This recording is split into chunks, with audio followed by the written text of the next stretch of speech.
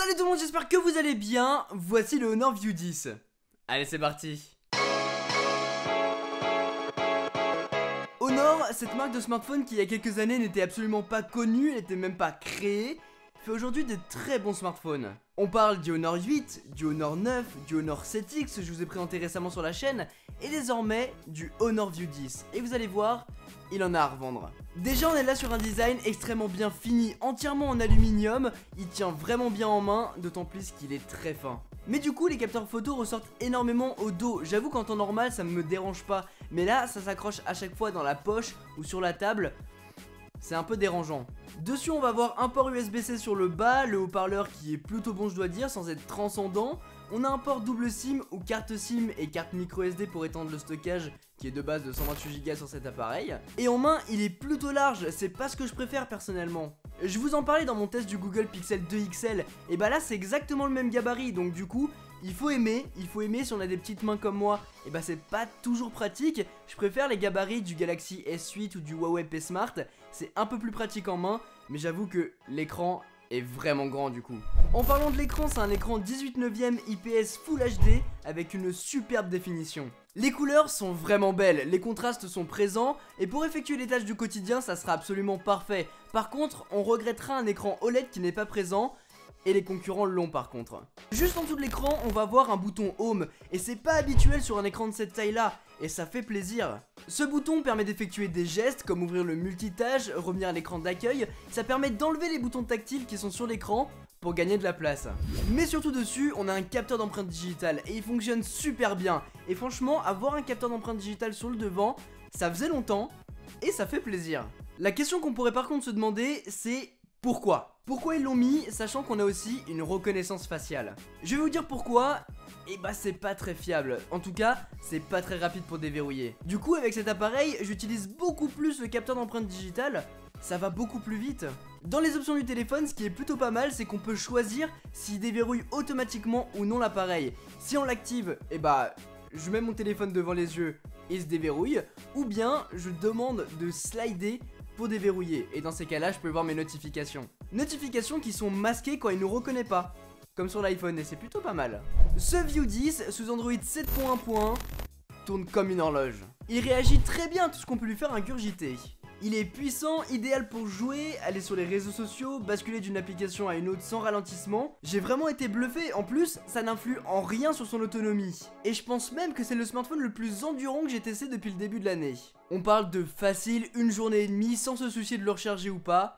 Ça libère. Côté photo, on se retrouve sur un double capteur de 16 et 20 mégapixels au dos. L'un pour faire des prises monochromes qui sont excellentes, vraiment, et l'autre pour les photos en couleur, et elles sont plutôt fidèles. Et on peut sans problème exploiter les photos prises par ce téléphone, elles sont vraiment très bonnes, et pour les poster sur Facebook, Instagram, Twitter, Snapchat, et bah ça fonctionne bien. La mise au point elle se fait très rapidement, et on a même un mode pro photo et un mode pro vidéo, pour pouvoir tout ajuster comme on souhaite.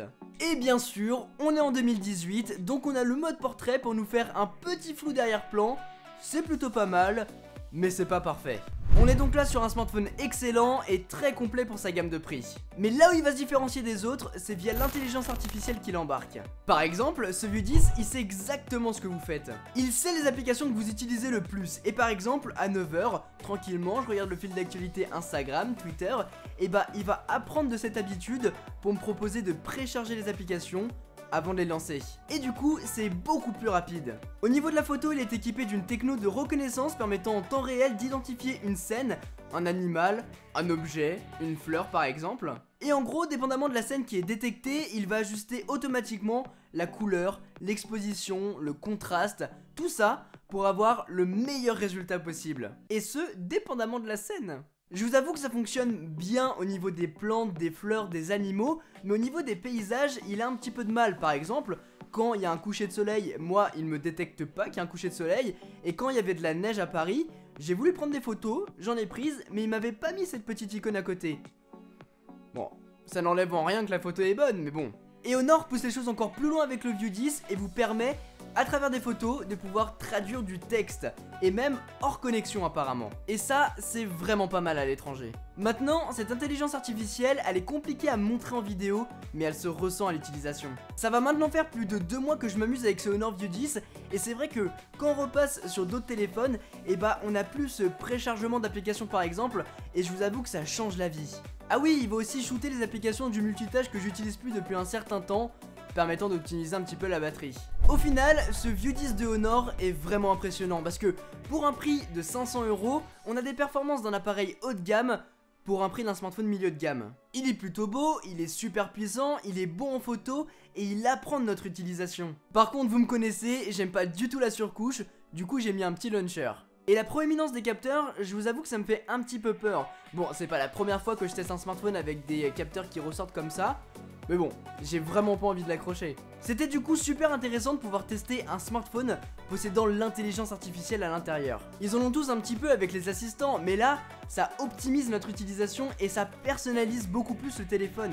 Il sait exactement quelles applications je vais utiliser, il détecte les scènes, il arrive à faire pas mal de choses comme ça et ça évoluera avec le temps surtout. Je pense qu'on est au début d'une ère et tous les téléphones vont devenir de plus en plus intelligents pour optimiser notre utilisation et vraiment pouvoir le personnaliser un maximum, et ça c'est vraiment cool.